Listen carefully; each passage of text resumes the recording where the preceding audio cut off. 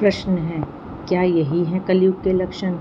कुटुंब कम हुआ, संबंध कम हुए, नींद कम हुई, बाल कम हुए, प्रेम कम हुआ, कपड़े कम हुए, शर्म कम हुई, लाज लज्जा कम हुई, मर्यादा कम हुई, बच्चे कम हुए, घर में खाना कम हुआ, पुस्तक वाचन कम हुआ, भाई भाई प्रेम कम हुआ, चलना कम हुआ, खुराक कम हुआ, घी मक्खन कम हुआ, तांबे पीतल के बर्तन कम हुए, सुख चैन कम हुआ, मेहमान कम हुए, सत्य कम हुआ, सभ्यता कम हुई, मन मिलाप कम हुआ, समर्पण कम हुआ, संतान को दोष न दे, बालक या बालिका को इंग्लिश मीडियम में पढ़ाया, अंग्रेजी बोलना सिखाया, बर्थडे और मैरिज एनिवर्सरी जैसे जीवन के शुभ प्रसंगों को अंग्रेजी कल्चर के अनुसार जीने को ही श्रेष्ठ मानकर माता पिता को मम्मा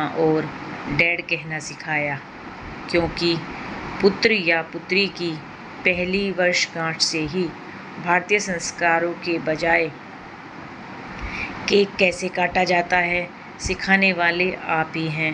हवन कुंड में आहुति कैसे डाली जाए, मंदिर मंत्र पूजा पाठ आदर सत्कारों के संस्कार देने के बदले केवल फर्राटेदार अंग्रेजी बोलने को ही अपनी शान समझने वाले आप, बच्चा जब पहली बार घर से बाहर निकला तो उसे प्रणाम आशीर्वाद के बदले बाय बाय कहना सिखाने वाले आप, परीक्षा देने जाते समय इष्ट देव बड़ों के पैर छूने के बदले बेस्ट ऑफ लक कहकर परीक्षा भवन तक छोड़ने वाले आप, बालक या बालिका के सफल होने पर घर में परिवार के साथ बैठकर खुशियां मनाने के बदले होटल में पार्टी मनाने की प्रथा को बढ़ावा देने वाले आप, बालक या बालिका के विवाह के पश्चात कुल देवता या देव दर्शन को भेजने से पहले हनीमून के लिए